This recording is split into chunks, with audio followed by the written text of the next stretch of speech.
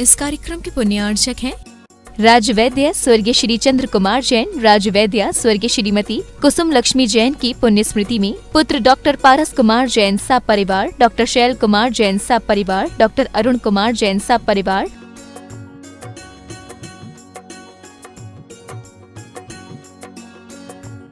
Doctor A K. Jain clinic Lucknow, America प्रमाणित clinic, doctor A K. Jain IVF clinic, Hazratganj Lucknow. पिताजी श्री ताराचंद जी चोवटिया, माताजी श्रीमती दमयंती बेन चोवटिया, श्री पारस श्रीमती सोना चोवटिया, मंडार निवासी Bangalore. Firm sharp ply India private limited.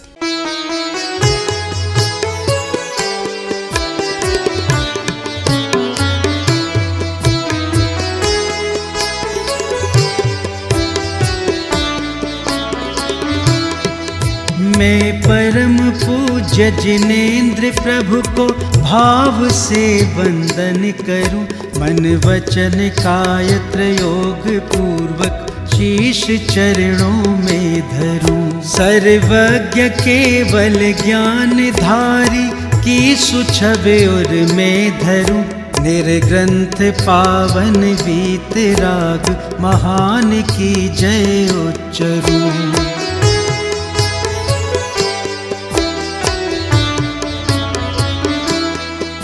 उज्ज्वल दिगंबर वेश दर्शन कर हृदय आनंद भरूं, अति विनय। ओम नमः सिद्धेभ्यः श्री वीतरागाय नमः। ओम ह्रीं नमो रिहंतानम, नमो सिद्धानम, नमो आयरियानम, नमो वज्रायानम, नमो लोये सब्बशाहूनम। चत्तारि मंगलम अर्हंता मंगलम, सिद्धा मंगलम, साहू मंगलम, केलिपनत्तो धम्मो मंगलम। चत्तारि लोकोत्तमा अर्हंता लोकोत्तमा, सिद्धा लोकोत्तमा, साहू लोकोत्तमा, केवलीपनत्तो धम्मो लोकोत्तमो। चत्तारि शरणं पवज्जामि, हन्ते शरणं पवज्जामि, सिद्धे शरणं पवज्जामि, साहू शरणं पवज्जामि, केवलीपनत्तं धम्मं शरणं पवज्जामि। ओम ह्रीं अनादि मूल मंत्रेभ्यो नमः। सर्व शांतिम तुष्टिम पुष्टिम च कुरु कुरु।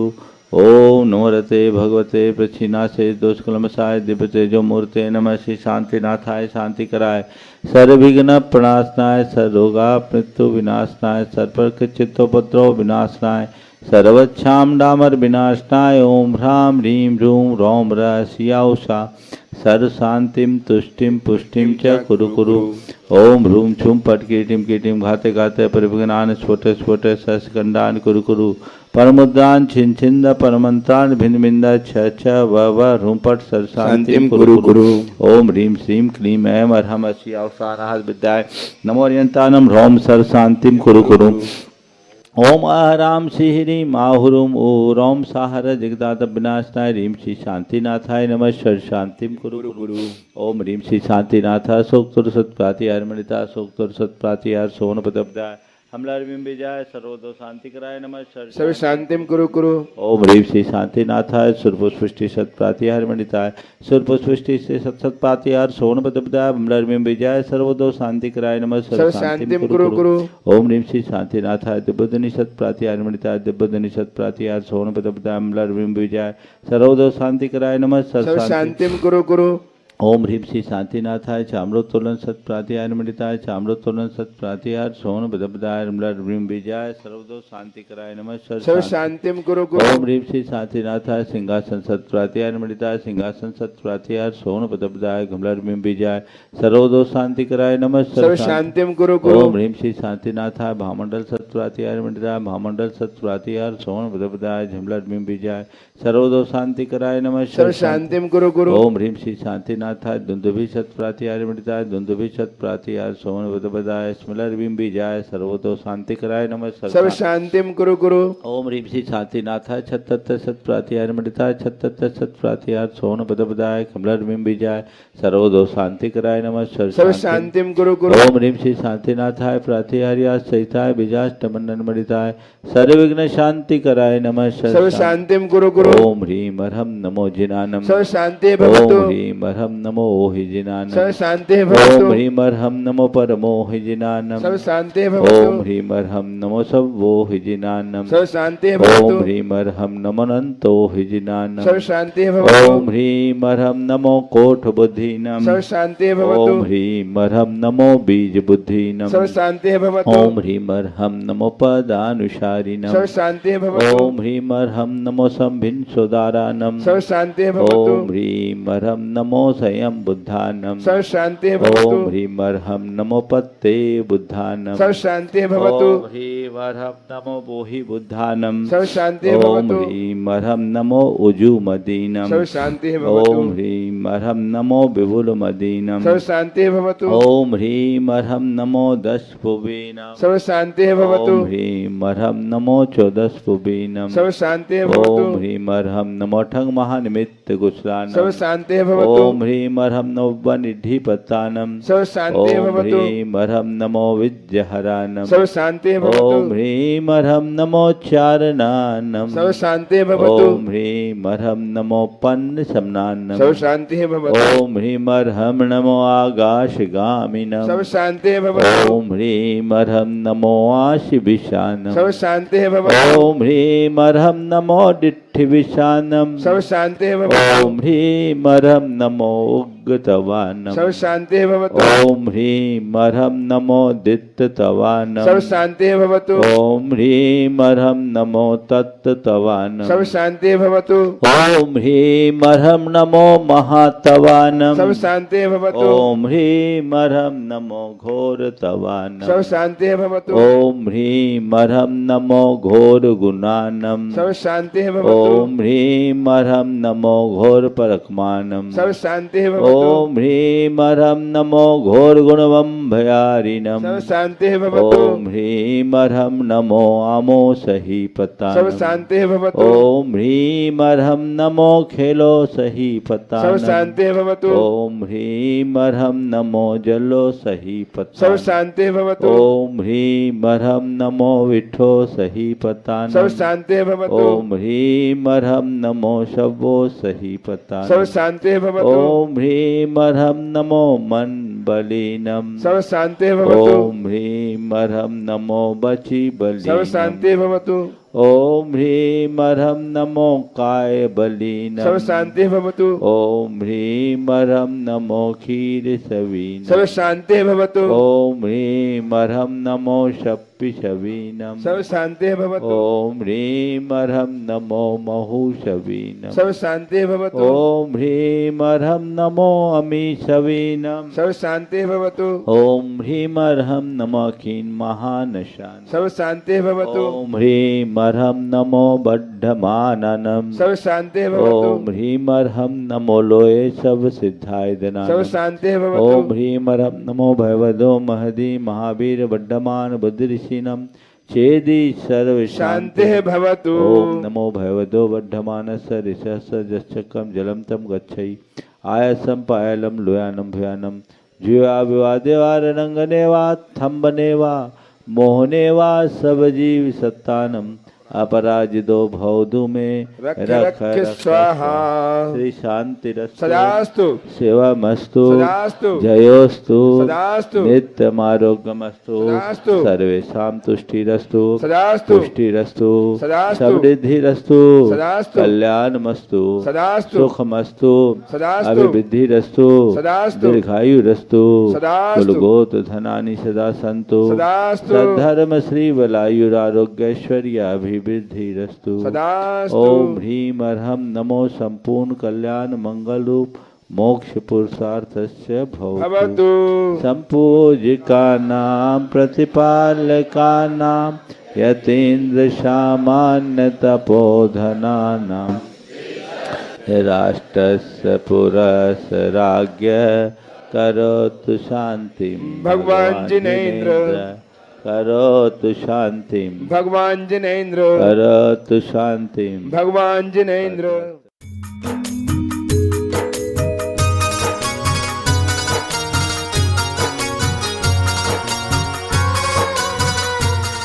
तीर बने। तीर्थराज शंभेश्वर की तलहटी में स्थित गुणायतन से परम पूज्य मुनि श्री के मंगल प्रवचन मंगलोद्बोधन का हम लाभ लें। उसके पूर्व जो इस प्रवचन को सुनने के तैयार उन सभी की ओर से और पूरे विद्यान पन्याजक परिवार के साथ साथ यहाँ पर उपस्थित श्रावक श्राविकाओं की ओर से परम पूज्य मुनिवर के स्त्री शिरों में नमन। पंचकणा प्रतिष्ठा महोत्सव का कार्यक्रम गुणायतन में प्रारंभ होने जा रहा है। कल प्रातः काल की वेला में घट यात्रा, शोभा यात्रा और ध्वजारोहण के माध्यम से हमारा 3 दिवसीय महानुष्ठान का प्रारंभ होगा। यम जिन भक्ति दुर्गति निवारयितुम पुण्यानि च पूरयितुम दातुम मुक्ति श्रियम कृतनः। ये जिनेंद्र भगवान की भक्ति हमारे लिए इतनी समर्थ है कि हम संसार सागर से पार उतर सकते हैं। एक आप ही समर्थ है। हम जिन भक्ति दुर्गति निवारयितुम, दुर्गति के निवारण और पुण्य के पूरण के लिए तथा मुक्ति को प्रदान करने के लिए जिनेंद्र भक्ति ही सबसे श्रेष्ठ आधार है। आप सब बड़े भाग्यशाली हो कि आज आपको प्रभु भक्ति करने का सुअवसर प्राप्त हुआ। शाश्वत तीर्थराज सिद्ध क्षेत्र सम्मेद शिखर जी में सिद्धों की आराधना का ये सुलाभ बहुत दुर्लभता से मिलता है। आप सब ये लाभ ले रहे हैं और ये लाभ आप सबके जीवन की एक स्थायी उपलब्धि बने, ऐसा भाव हर व्यक्ति के हृदय में जगना चाहिए। हमारे यहाँ भगवान की भक्ति को कर्म काटने का सर्वश्रेष्ठ साधन के रूप में कहा गया है। आपसे अगर व्रत उपवास नहीं हो सकता तो कोई चिंता नहीं। आप यदि त्याग तपस्या नहीं कर सकते तो कोई परवाह नहीं। आपसे यदि कोई दान पुण्य नहीं हो सकता तो भी कोई फिक्र नहीं। आप और प्रकार से धर्म ध्यान नहीं कर सकते तो भी किसी भी प्रकार की चिंता नहीं। भगवान का नाम भर लेना सीख लो, भव सागर से पार कर जाओ। और अगर ये भी नहीं ले सकते तो भगवान ही मालिक। भगवान का नाम सबसे श्रेष्ठ साधन। बोलो, नाम लेने में, नमोकार जपने में क्या लगता है? भगवान का नाम लेने में क्या लगता है? व्रत उपवास करने में तो थोड़ा शरीर को, मन को कष्ट होता है ना। त्याग तप करने में भी तन मन को थोड़ा कष्ट महसूस होता है और दान धर्म करने में भी बहुत कुछ निकालना पड़ता है। लेकिन भगवान का नाम लेने में क्या करना पड़ता है? हाँ बोलो, फिर लेने में पीछे क्यों रहते हो? जिसमें कुछ नहीं करना पड़ता लोग उसमें ही पीछे रह जाते हैं। वजह क्या है? भगवान के प्रति मेरे हृदय की भक्ति बलवती कैसे हो? 4 बातें आज आप सबसे कहूंगा। भक्ति अपने आप उभरेगी, उमड़ेगी। सबसे पहली बात, हृदय में श्रद्धा हो। क्या हो? श्रद्धा हो। आप लोगों के अंदर श्रद्धा है कि नहीं है? महाराज, श्रद्धा नहीं होती तो हम यहाँ कैसे आते? श्रद्धा ही तो खींच के आई है ना? है ना? पर देखो तो तुम्हारी श्रद्धा क्या है? श्रद्धा तो है, पर कैसी है? बड़ी है, छोटी है, कच्ची है, पक्की है, सच्ची है, झूठी है, कैसी है? हाँ, सच्ची है ना? सच्ची है, पक्की है, ऐसी ही होनी चाहिए। पर हम अपने मुंह से कह दे कि मेरी सच्ची श्रद्धा है तो श्रद्धा सच्ची थोड़ी होगी। क्या श्रद्धा है तुम्हारे अंतरंग में? भगवान के प्रति तुम्हारे हृदय में श्रद्धा है तो कैसी श्रद्धा है? क्या श्रद्धा है? बोलो। अंतरंग और बहिरंग नहीं, क्या श्रद्धा है? भगवान को क्या मानते हो? भगवान के प्रति क्या श्रद्धा है? किस श्रद्धा से प्रेरित होकर के यहां आए हो? हाँ, ये सब रटे रटाए। बोलो, इधर वाले बोलो कोई। हाँ, आशीर्वाद प्राप्त करने। देखो, हम बोले हम लोगों की श्रद्धा भी 4 तरह की होती। एक तो परंपरागत हमें धर्म के प्रति संस्कार मिले हैं और हमें बताया गया है कि हमें भगवान की सेवा भक्ति करनी चाहिए, सो हम करते आए। एक श्रद्धा ये है।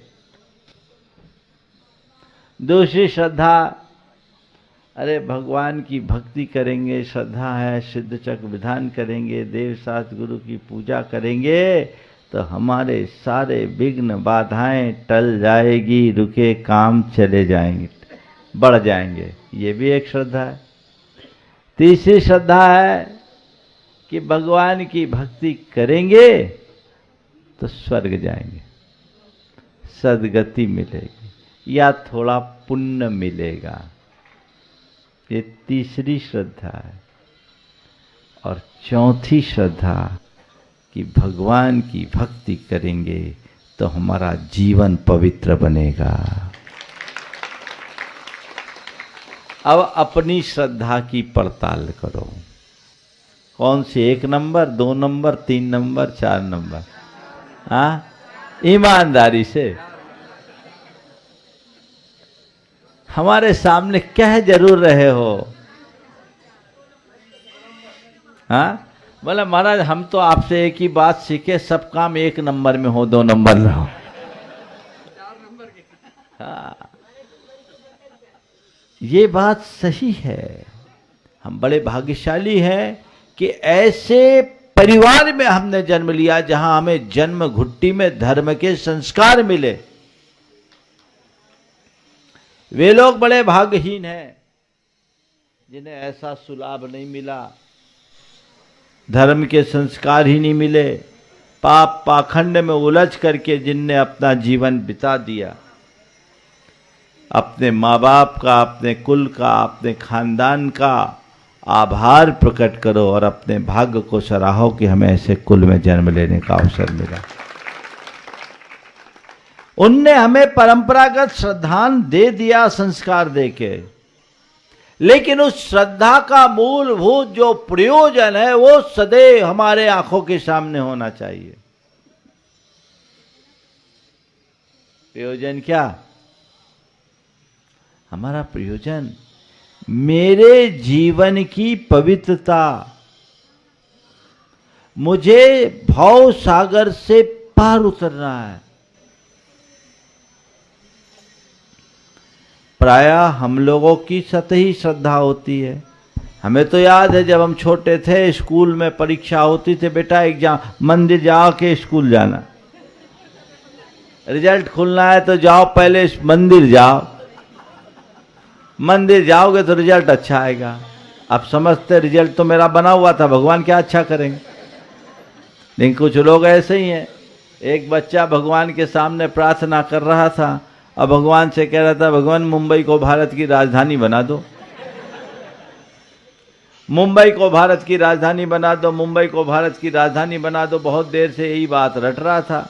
एक युवक ने पूछा, बोला भैया भारत की राजधानी दिल्ली है, मुंबई बनाने से तेरे को क्या फ़ायदा होगा? बोले और को फ़ायदा हो या ना हो, मुझे तो हो जाएगा। बोले क्या? बोले मैंने पेपर में गलती से भारत की राजधानी मुंबई लिख दी।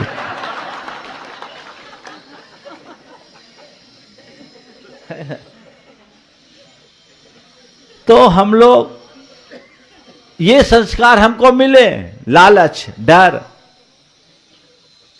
भय और लोभ से ग्रसित होकर जब हम धर्म करते हैं तो धर्म की मूलभूत आत्मा हमसे छिटककर दूर चले जाती है। भय, लोभ, दबाव में धर्म नहीं करना। धर्म तो होश और जागरूकता के साथ किया जाता है, तो वो श्रद्धा भी बनी रहती है। फिर पुण्य का लोभ और स्वर्ग का लोभ तो सबको ही है। भैया धर्म करेंगे कुछ पुण्य मिलेगा, धर्म करेंगे सदगति में जाएंगे, ये भी है। निश्चित धर्म करने वाले को पुण्य भी मिलता है, और ये भी बात सही है कि धर्म से जब पुण्य बढ़ता है तो हमारे विघ्नों का निवारण होता है। कर्म करेंगे तो होगा, लेकिन ये तो उथलाव उद्देश्य है। धर्म करने से पुण्य मिलेगा, इस विश्वास के साथ धर्म करने की जगह धर्म करूंगा तो मेरा जीवन पुण्य बनेगा, इस श्रद्धा से धर्म करो। मुझे अपने जीवन को पुण्य यानी पवित्र बनाना है। अपने अंदर एक रूपांतरण घटित होना चाहिए। इस श्रद्धा के साथ जब हम भगवान की भक्ति करते हैं तो जीवन में 4 चांद लग जाते हैं। हम लोग श्रद्धा की भी बात करते हैं, पर भगवान के प्रति जितनी श्रद्धा रखते हैं उससे ज्यादा औरों के प्रति होती कि नहीं होती? बोलो।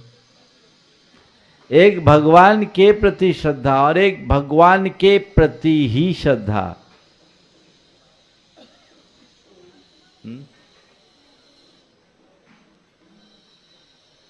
भगवान के प्रति श्रद्धा तो आप लोगों के अंदर है, पर केवल भगवान के प्रति श्रद्धा नहीं है। भगवान के प्रति जितनी श्रद्धा है उससे ज्यादा अपने शरीर के प्रति, अपनी संपत्ति के प्रति, अपने परिवार के प्रति है ना, वो खींच लेता है। हम वो जो झुकाव है वो हमें भगवान से अलग कर देता है। तो मेरी श्रद्धा ऐसी हो कि मैं भगवान का ही हो जाऊं।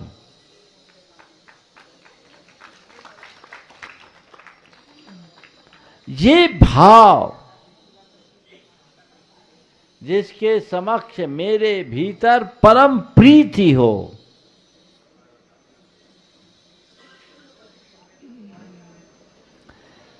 एक युवक ने भगवान से कहा कि भगवान आपने मेरे साथ बड़ा गलत किया। क्यों? बोला मैं आपसे इतना प्रेम करता हूं और आपने मुझे इतना आगे बढ़ाकर हाथ क्यों खींच लिया? आप मुझसे प्रेम क्यों नहीं करते? और जब आपको प्रेम करना ही नहीं था तो आपने मुझे इतना आगे क्यों बढ़ाया? एक तरफा तो नहीं होता, कम से कम एक तरफा तो नहीं होता। आपने मुझसे इतना आगे बढ़ा दिया और अब आप मेरे साथ नहीं हो, कैसे काम चलेगा? भगवान ने कहा मैं तुझसे प्रेम करने को राजी हूं, मैं तुझसे प्रेम करने को राजी हूं, पर तू ये तय कर कि तू केवल मुझसे ही प्रेम करेगा।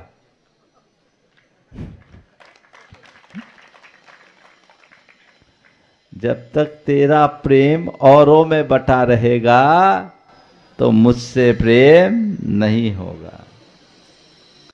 इस पूजा विधान आराधना में एक ही बात कि मैं जितना बने देव गुरु और धर्म से मेरा लगाव बढ़े, उत्तरोत्तर बढ़े।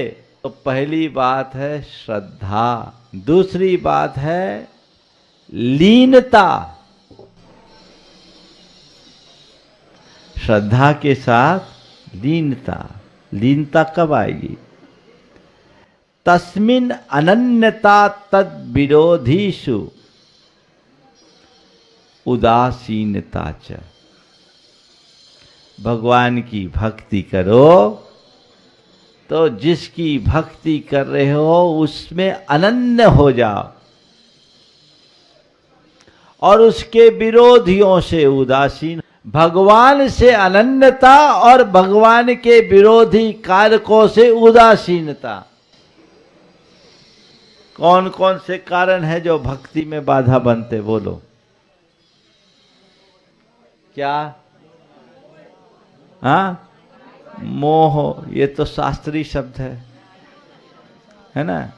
तुम्हारा पैसा, तुम्हारा व्यापार, तुम्हारा परिवार, तुम्हारा कारोबार, तुम्हारा घर, तुम्हारे रिश्ते, तुम्हारे नाते, तुम्हारा शरीर, यही है ना जंजाल। क्या है साहब? वो खींच लेता है। ये भगवान के विरोधी हैं जो भक्त को विभक्त बना देता है। तो तस्मिन अनन्यता, भगवान में अनन्य हो और तद विरोधी उदासीनता। और अनन्यता कब होगी? अन्याश्रयानाम त्यागो अनन्यता। भगवान को छोड़कर अन्य आश्रयों के त्याग का नाम अनन्यता है। अन्य आश्रयों को त्यागो। अब अन्य आश्रय को रखोगे तो अनन्य कैसे बनोगे? अन्य हो जाओगे, है ना। पर हम लोगों की ऐसी दुर्बलता है कि सोचते भी हैं तो भी बार बार मन उधर ही खिंचा चला जाता है।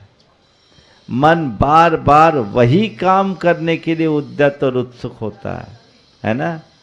तो उस उत्सुकता को समाप्त करना हमारा मूलभूत लक्ष्य होना चाहिए। तो तस्मिन अनन्यता तद विरोधीषु उदासीनता। मन में एक भाव आए, भगवान आपसे इतना जुड़ाव हो जाए कि और कुछ मन में बचे ही नहीं। भगवान की भक्ति करो। गुरुदेव ने एक दिन बात बहुत अच्छी कही। पहले दासोहम, पहले दासोहम, फिर उदासोहम, फिर सोहम, फिर अहम। भक्त से भगवान बनने की यही प्रक्रिया है। पहले भगवान के दास बनो तो संसार से उदास हो जाओगे। दासोहम, फिर उदासोहम। भक्ति से विरक्ति के संस्कार जगने चाहिए। तो दासोहम, फिर उदासोहम, फिर सोहम। भगवान जो आप हो वही तो मैं हूं, मुझ में और आप में कोई मौलिक अंतर। सोहम, फिर अहम, फिर सोहम भी खत्म, स्वयं का स्वरूप प्रकट हो जाए। तो वो अनन्यता अंतरंग में घटे और उससे जो उदास विरोधी है उसके प्रति उदासीनता बढ़े, अन्न का आश्रय छूटे। आप लोग बोलते हो भगवान को, अन्यथा शरणम नास्ति तमेव शरणम मम तस्मात् कारुण्य भावेन। भगवान को सुनाते हो? ईमानदारी से बोलो, भगवान का याद सबसे अंत में होता, भगवान की याद सबसे आखिरी में होती कि सबसे पहले? सब हो जाए तब कहेंगे अब चलो भगवान आए। हाँ, कहाँ हैं हम? बातें तो बड़ी कर देते हैं। ये हमारे श्रद्धान की कमजोरी है। पहले भगवान याद आना चाहिए।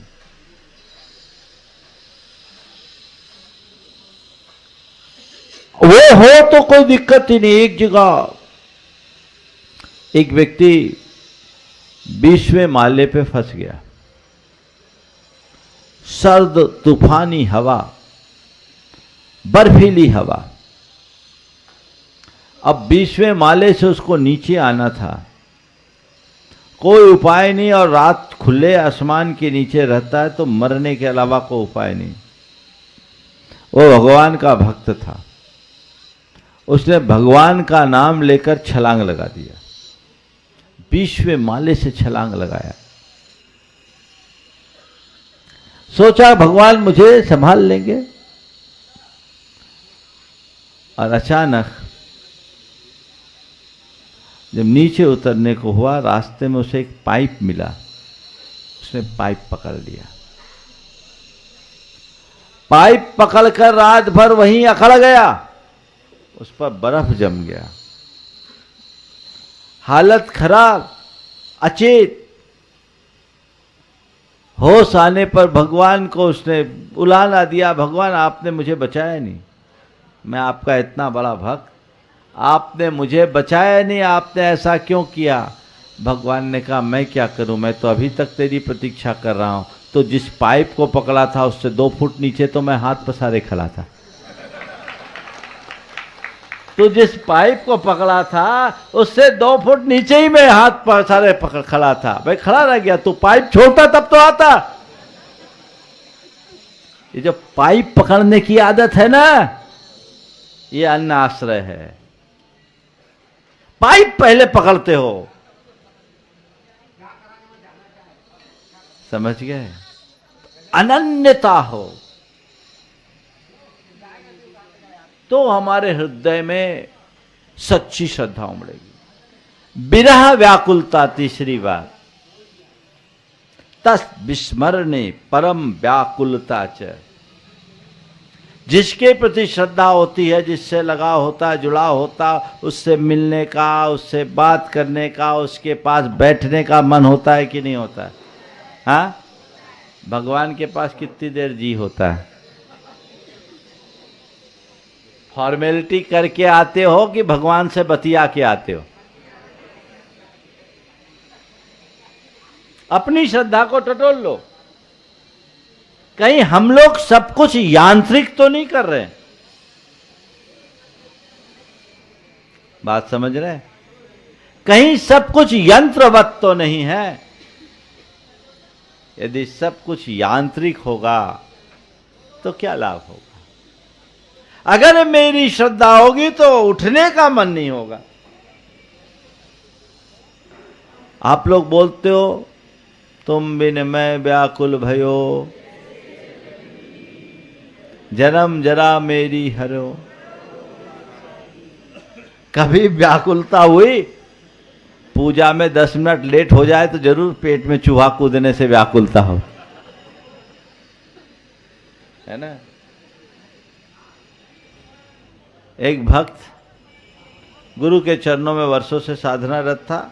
एक दिन गुरु से कहा, गुरुदेव आपने कहा था कि मैं तुझे परमात्मा का साक्षात्कार कराऊंगा, इतना समय बीत गया अभी तक परमात्मा की अनुभूति नहीं हुई, क्या हमें परमात्मा का दर्शन नहीं होगा? बोले चल आज मैं कराता हूँ। कुटिया के पास में एक नदी बहती थी, गुरु शिष्य दोनों कमर तक पानी में उतरे और अचानक गुरु ने शिष्य के गर्दन को झटके से पकड़कर पानी में डुबो दिया। शिष्य अगबकाकर पूरी ताकत से उठा। बोले गुरुदेव ये क्या? गुरु ने कहा ये बता, तूने आज तक मेरे किसी काम का प्रतिवाद नहीं किया, आज तूने ऐसा क्यों किया? आज तूने ऐसा क्यों किया? देखा गुरुदेव, अगर प्रतिवाद नहीं करता तो मैं मर जाता। वहां तो श्वास लेना मुश्किल हो रहा था, श्वास लेना मुश्किल हो रहा था, मैं कैसे करता? पर गुरुदेव आपने ऐसा किया क्यों? बोले मैंने किया कुछ नहीं, तेरे सवाल का जवाब दिया। जैसे तेरे भीतर श्वास के अभाव में घुटन हो रही थी, वैसे ही परमात्मा के अभाव में जिस दिन घुटन होगी उसी दिन तो उसका साक्षात्कार कर लेगा। वो घुटन, समझ गए? और चौथी बात, हर्ष भाव। क्या? मन में हर्षातिरेक। आप लोग भगवान के सामने बोलते हो धन घड़ी यों, धन दिवस यों ही, धन जन्म मेरो भयो, मोर हरस ऐसो भयो।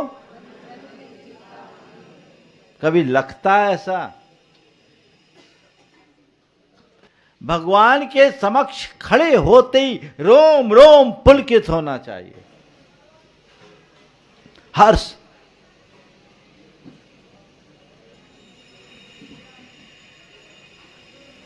तुम दर्शन ते पुलक शरीरा, गदगद गीरा नयन बहे नीरा।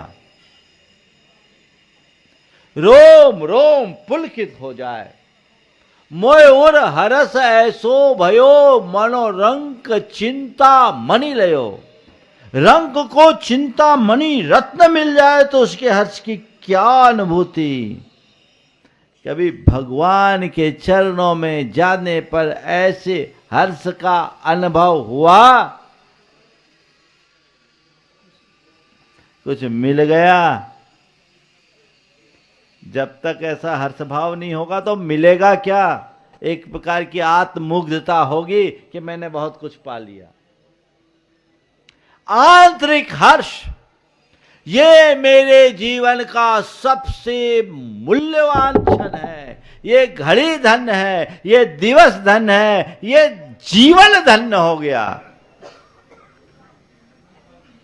आप लोग बोलते अद्य में छालितम गात्रम नेत्रे च विमलीकृते स्नातो हम धर्म तीर्थे सो जिनेन्द्र तव दर्शनात्। आज मेरा रोम रोम पुलकित हो गया, मेरे नयन विमल हो गए, अब तो मैं धन्य हो गया। ऐसे भाव हृदय में जगाएं तो हमारा जीवन धन्य हो सकता है। देखो उस आदमी के हाथ कि जिसके कपड़े हवा से उड़ गए हैं, कितनी तेजी के साथ फिर से अपने अंग को ढकने के लिए फुर्ती करता है। आप बदन में कपड़ा पहने हैं, दुपट्टा उड़ रहा है, फट से आप अपने दुपट्टे को फुर्ती से वापस ढकना चाहोगे कि नहीं? देखो उस आदमी के हाथ कि जिसके कपड़े हवा से उड़ गए हैं, कितनी तेजी के साथ फिर से अपने अंग को ढांकने के लिए फुर्ती करता है। यह सच्चे मित्र का आदर्श है जो विपत्ति में पड़े हुए मित्र की सहायता के लिए दौड़ कर आता है। ये सच्चे मित्र का आदर्श है जो विपत्ति में पड़े हुए मित्र की सहायता के लिए दौड़ कर आता है। कैसा मित्र होना चाहिए? मेरे संपर्क में एक व्यक्ति, गल्ले का कारोबार था, बड़ा नुकसान हुआ। उसने अपने दोस्तों से भी ब्याज पे रुपया लिया, महाजनों से भी रुपया लिया। उसे नुकसान हुआ, देनदारी बड़ी थी। उसके पास एक गोदाम था, एक मकान था। उसने सभी लेनदारों को बुलाया, उसमें उसका एक मित्र भी था, और उससे कहा कि भाई मेरी स्थिति ये हुई है, बड़ा नुकसान हो गया, मंदी की मार में इतनी बड़ी चोट लगी है कि मैं उसे पूरा नहीं कर सकता, पर मेरी नीयत साफ है। मैं आप सबसे निवेदन करता हूँ कि मेरा घर और मेरा गोदाम, दुकान किराए की थी, ये आप लोग ले लीजिए, इसमें से जितना निकले आप लोग बांट लीजिए। मैं फिर से मेहनत मजदूरी करूँगा, कहीं नौकरी करूँगा, और जैसे जैसे मेरी स्थिति अनुकूल होगी मैं आपका पाई पाई चुका दूंगा। जब ये प्रस्ताव सामने आया तो जो उसका मित्र था, जिसको उस व्यक्ति से 40 लाख रुपए लेने थे, वो उठ के खड़ा हुआ, कहा भैया व्यापार डूबा है, किस्मत नहीं, हम तुम्हें जानते हैं, ये तो बिजनेस की पॉलिसी है, कोई एक गलत सीड रख लिए, कोई गलत जीन्स रख लिए, नुकसान हो सकता है, पर मैं तुम्हारे लिए इतना कहता हूँ कि हम तुम्हारा घर मकान नहीं बिकने देंगे। तुमको जो हुआ है नुकसान ठीक है, उसकी पूर्ति करना, 20 लाख रुपए हमसे और लो और कारोबार करो। 20 लाख रुपए और लो और कारोबार करो, न मैं इसका ब्याज लूंगा न पहले का ब्याज लूंगा।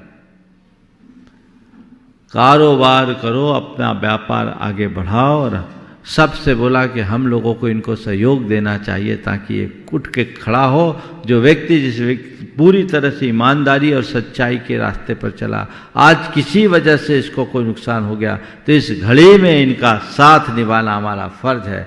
और जिस व्यक्ति ने ये प्रस्ताव रखा, वो व्यक्ति भी बड़ा उदार चित्त समर्थ व्यक्ति था। उसकी बात का असर सब पर पड़ा, सब ने अपना प्रस्ताव वापस लिया और उस व्यक्ति ने उस 20 लाख रुपए से अपना कारोबार शुरू किया।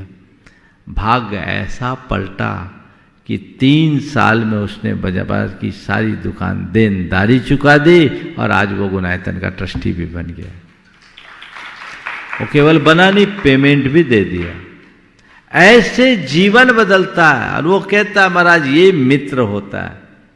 दूसरा होता तो सोचता कि चलो भाई ये तो डूब रहा है, इसको हम कैसे अपना उल्लू सीधा करें, कैसे ज़्यादा से ज़्यादा खींच सके। ये सोच कतई अच्छी नहीं। हालांकि मैं ये भी बोलूँगा कि किसी से आप अपनी मित्रता इसलिए मत बनाएं कि वो आपकी विपत्ति में साथ थे। आप अपने आप को स्वाभिमान से ओतप्रोत रखें कि कोई से हाथ फैलाने ही न पड़े। पर अगर तुम किसी के साथ मित्रता रख रहे हो तो उसकी विपत्ति को जरूर निभाओ। मित्रों के साथ व्यावसायिक दृष्टि नहीं होनी चाहिए, न ही कोई व्यावसायिक लेन देन होना चाहिए। मित्रों के साथ जो भी संबंध और जो भी लेन देन हो पूरी तरह भावनात्मक और आत्मीयतापूर्ण होनी चाहिए। जब ये चीज़ होती है तो फिर अपने आप सब बातें अच्छी हो जाती है। बहुत अच्छा वाक्य है, जिस मित्रता का हिसाब लगाया जा सकता है उसे एक प्रकार का कंगलापन होता है। जिस मित्रता का हिसाब लगाया जाता है उसमें एक प्रकार का कंगलापन होता है। वे चाहे कितने ही गर्वपूर्वक कहे कि मैं उसको इतना प्यार करता हूँ, वह मुझे इतना चाहता है, पर ये प्यार प्यार नहीं, ये चाहत चाहत नहीं, सब ऊपर की बातें हैं, अंदर से उनका कोई संबंध नहीं। मैं उतना प्यार करता हूँ, मैं उसे इतना चाहता हूँ, कहने की क्या जरूरत। चाहता हूँ तो बस चाहता हूँ, प्यार करता हूँ तो करता हूँ, और दोनों का आत्मीय संबंध बना रहता है। तभी मित्रता का दरबार सजता है। मित्रता का दरबार कहाँ लगता है? बस वहीं पर जहाँ दो हृदयों के बीच में अनन्य प्रेम और पूर्ण एकता है तथा दोनों मिलकर हर एक प्रकार से एक दूसरों को उच्च और उन्नत बनाने की चेष्टा करें। एक दूसरे को उच्च और उन्नत बनाने की चेष्टा करें। ऐसा मित्र ही सच्चा मित्र होता है, ऐसा मित्र ही अच्छा मित्र होता है। ऐसे मैत्री भाव को अपने हृदय में विकसित करें। हम शत्रुता तो किसी से न रखें, पर मित्र हर किसी को न बनाएं। शत्रुता किसी से न रखे, पर हर किसी को मित्र न बनाए। मित्र बनाने का मतलब है उसे अपने जीवन की निजता सौंप देना, उसके साथ अंतरंग संबंध जुड़ जाना। अंतरंग संबंध उसी के साथ होना चाहिए जिसका अंतरंग साफ स्वच्छ हो, जिसके अंतरंग में भी आपके लिए वैसा ही स्थान हो। इसकी जिसे पहचान होती है वही अपने मार्ग को सही मार्ग पर लेकर चलने में समर्थ हो पाता है। हम सब के हृदय में सच्ची मैत्री की भावना जगे, और जो हमारे अंदर की मित्रता का दुर्भाव है उस संदर्भ में आप सबसे कल बात करेंगे। समय आप सबका हो गया है, मैं यहीं पर विराम लूँगा। आगे के कार्यक्रम की सूचना अभी ब्रह्मचारी जी देंगे। जैसे अभी कहा गया कि आने वाले 10, 11, 12, 13 तारीख का कार्यक्रम, 11 तारीख को पिछिका परिवर्तन है और 12 तारीख को पर्वत राज की परिक्रमा का एक कार्यक्रम रखा गया है, जहां हम लोग 12 तारीख को यहाँ से निकलेंगे, 13 तारीख को प्रातःकाल यहाँ आएंगे। लोग मुझसे कह रहे महाराज परिक्रमा करने का क्या लाभ? तो मैं तो ये कहूँगा जो पर्वत राज की परिक्रमा करेगा उसे संसार की परिक्रमा लगाने की जरूरत नहीं पड़ेगी। इतने सिद्ध परमात्माओं की आराधना कोई साधारण बात नहीं है। जब हम वंदना करते हैं तो केवल टोंकों की वंदना होती है, जब हम वंदना करते हैं तो टोंकों की वंदना होती है। इसका तो कण कण पावन है। तो जब हम परिक्रमा करते हैं तो संपूर्ण पर्वत राज की वंदना होती है। तो ये अपने आप में बहुत महत्वपूर्ण है। जिन लोगों को अवसर हो, अनुकूलता हो, वो जरूर इसका लाभ लें। 11 तारीख को पिच्छी परिवर्तन, 12 तारीख को हम लोग सुबह यहाँ से प्रस्थान करेंगे और 13 तारीख को सुबह यहाँ वापस लौट कर आएंगे। परिक्रमा तो एक दिन में भी हो सकती है, लेकिन बहुत सारे लोग समूह में जाएं, हर उम्र के लोग चले, आनंदित हो। इसलिए 12 तारीख का रात्रि विश्राम निमिया घाट में करके 13 तारीख को यहाँ का कार्यक्रम रखा है और 10 तारीख को गुणायतन का जो नैमित्तिक अधिवेशन है वो चलेगा। तो आप सबका कल्याण हो, आप सबका मंगल हो, आप की ये आराधना जीवन की श्रेष्ठतम आराधना बने, इस भाव के साथ कल से एक सुयोग और बन रहा है। यहाँ प्रतिष्ठा है, लघु पंचकल्याणक है, त्रिदिवसीय जो विनोद जी काला के सौजन्य से यहाँ संपन्न होगी सिद्ध चक्र विधान के साथ। ये लाभ भी आप सबके जीवन में एक उत्तम लाभ बनेगा। इसी भाव के साथ यहीं पर विराम। बोलिए परम पूज्य आचार्य गुरुवर श्री विद्यासागर। इस कार्यक्रम के पुण्यार्चक थे राजवैद्य स्वर्गीय श्री चंद्र कुमार जैन, राजवैद्य स्वर्गीय श्रीमती कुसुम लक्ष्मी जैन की पुण्य स्मृति में पुत्र डॉक्टर पारस कुमार जैन सा परिवार, डॉक्टर शैल कुमार जैन सा परिवार, डॉक्टर अरुण कुमार जैन सा परिवार,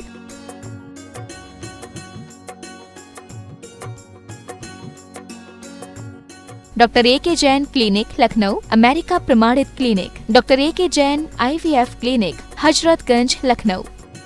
पिताजी श्री ताराचंद जी चोवटिया, माताजी श्रीमती दमयंती बेन चोवटिया, श्री पारस श्रीमती सोना चोवटिया, मंडार निवासी, Bangalore. Firm sharp ply India private limited.